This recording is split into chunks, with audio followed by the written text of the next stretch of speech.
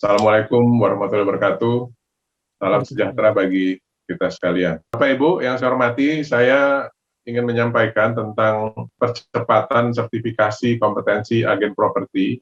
Ya, ini sekedar ini saja, review saja Bapak Ibu. Ini memang pandemi COVID-19 yang kita sudah jalani sudah 1 tahun ini sampai hari ini. Memang banyak sekali dampak-dampak dari pandemi ini, antara lain PHK, pemutusan hubungan kerja, ini sudah 15,6% sampai tahun ini data 2020 oleh LIPI. Kemudian dari 15,6% itu kalau kita lihat yang tanpa pesangon cukup besar ya, PHK-nya. Kemudian sektor yang paling terdampak 29,3% itu konstruksi bangunan, kemudian perdagangan, restoran, hotel itu 28,9%, listrik, gas, air minum 28,6%. Kemudian kita juga mengalami penurunan pendapatan. Pekerja mengalami penurunan pendapatan 40%. Ini sangat luar biasa, sehingga daya beli kita memang menurun. Kemudian 15% pekerja tidak memiliki pendapatan. Dan 63,8% ini bekerja dari rumah. Nah, inilah situasi kondisi kita saat ini. Nah, kemudian di bidang properti, khususnya agen properti ini kan banyak sekali isu-isu yang terakhir ini kan, di mana bisnis properti setahun terakhir ini memang cukup kerepotan gitu, cukup kelam karena dampak dari pandemi COVID-19 ini. Kemudian juga ditambah dengan kasus-kasus mafia tanah yang sebenarnya dari dulu ini sudah ada, tetapi sekarang mencuat kembali. Terutama kasusnya ibunya Pak Dino Patijalal, sehingga ini muncul lagi. Nah, tentu beberapa isu-isu yang kita hadapi saat ini, saya sepakat dengan Pak Tony tadi, perlu kita melakukan pembenahan-pembenahan, khususnya untuk SDM bidang properti ini. Nah, Bapak Ibu saya hormati, Pak Presiden ini dalam sambutannya ketika pelantikan Presiden dan Wakil Presiden terpilih, beliau mengatakan bahwa akan fokus pada pembangunan SDM. Jadi SDM ini menjadi prioritas. Selain pembangunan infrastruktur, pembangunan penyederhanaan regulasi, penyederhanaan birokrasi, dan transformasi ekonomi. Jadi pembangunan SDM menjadi prioritas. Nah, dalam program pembangunan SDM Indonesia, memang pertama kita ini akan menghadapi adanya bonus demografi. Mulai tahun 2020 sampai 2030, kita akan melimpah tenaga kerja produktif dan muda.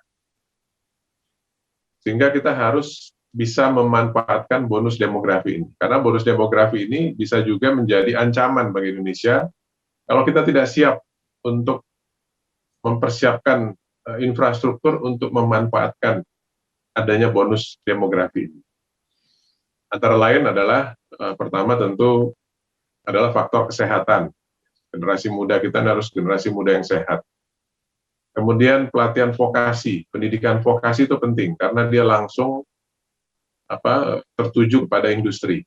Kemudian juga iklim ketenagakerjaan. Kita harus membangun iklim ketenagakerjaan kita agar SDM-SDM kita yang lulusan-lulusan dari lembaga pendidikan itu bisa terserap di industri ketika mereka nanti lulus dari pendidikannya. Kemudian kita juga mengalami revolusi industri 4.0, di mana SDM kita dituntut bukan saja kompeten di bidangnya, tetapi menguasai teknologi. Karena sekarang sudah zamannya revolusi industri 4.0. Nah, memang Bapak Ibu salah satu kunci penting dalam pembangunan SDM dan peningkatan daya saing adalah melalui standarisasi dan sertifikasi. Khususnya pasca pandemi COVID-19 ini, di mana persaingan SDM akan semakin ketat karena banyak perusahaan yang melakukan pengurangan karyawan, bahkan PHK, sehingga SDM-SDM yang memiliki kompetensi dan mempunyai bukti kompetensi itulah yang akan bertahan.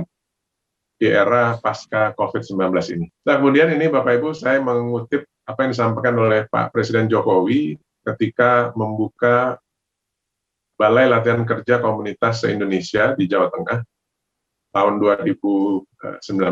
Beliau mengatakan, sekarang ini bukan adu ijazah, tapi skill. Semua negara sekarang ini persaingannya ada di situ, bukan ijazahmu apa, bukan adu ijazah, tapi adu keterampilan, adu skill, dan kompetensi. Nah, ini yang disampaikan oleh Pak Presiden. Jadi, bukan kita mengartikan bahwa ijazah tidak penting, bukan, tetapi ke depan ini memang industri-industri, perusahaan-perusahaan multinasional sudah mulai mempersyaratkan bukti kompetensi ketika melakukan rekrutmen terhadap calon-calon pekerja di industrinya maupun di perusahaannya. Nah, ini juga kita sudah cukup lama, dari tahun 2018 kita tahu berita-berita semacam ini, perusahaan-perusahaan multinasional seperti Google, Apple, IBM, dan beberapa perusahaan nasional lagi sudah merekrut SDM tanpa university degree. Jadi mereka hanya mempersyaratkan kompetensi, tentunya dengan bukti kompetensi. Jadi memang ke depan ini sudah eranya era kompetensi.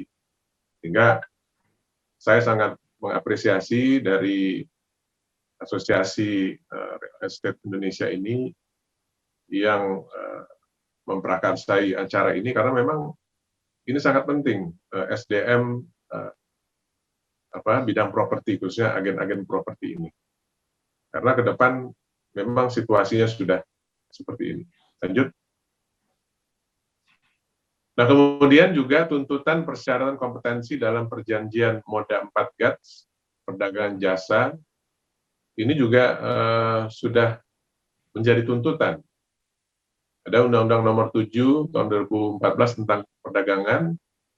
Kemudian juga dalam setiap perundingan-perundingan kerjasama ekonomi antar multilateral maupun bilateral, itu selalu menjadi satu persyaratan di dalam terjadi mobilitas tenaga kerja dalam dampak dari kerjasama ekonomi tersebut, maka jasa-jasa yang dapat diperdagangkan seperti jasa bisnis, distribusi, komunikasi, jasa pendidikan, jasa lingkungan hidup, jasa keuangan, konstruksi, teknik, dan lain sebagainya, itu harus memiliki kompetensi dan memiliki bukti kompetensi yang memang diterbitkan oleh lembaga yang diberi otoritas oleh negara.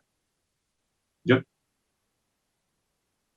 Nah, kemudian Bapak Ibu, ini yang saya ingin tegaskan, bahwa pengakuan atas kompetensi kerja itu merupakan suatu kebutuhan dasar manusia.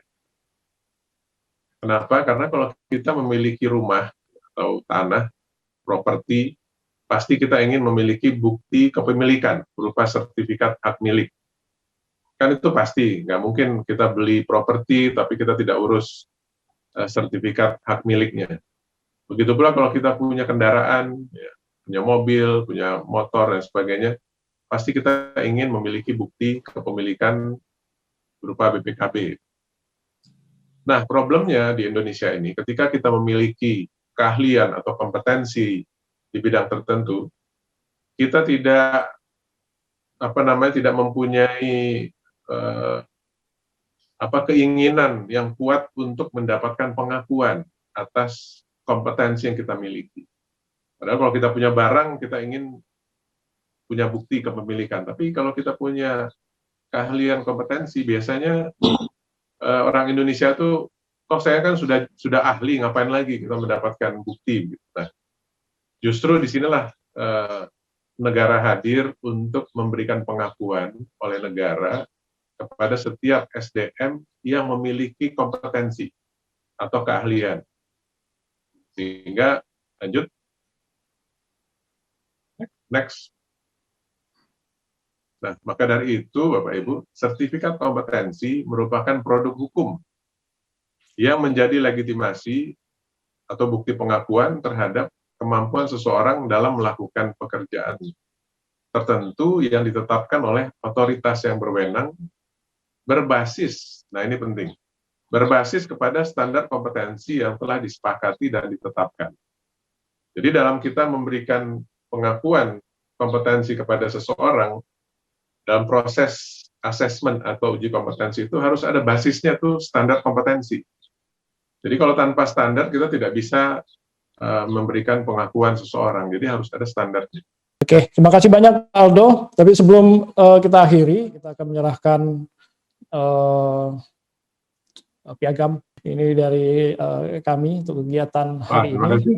Terima kasih atas kehadiran Pak Aldo dan materinya yang sangat luar biasa Pak Aldo sore hari ini. Terima kasih banyak Pak Pak Aldo. Ya, sukses terus Pak Aldo. Sama-sama. Salam buat teman-teman di BNSP. Salam sehat juga semua. Oke, terima kasih banyak Pak Aldo.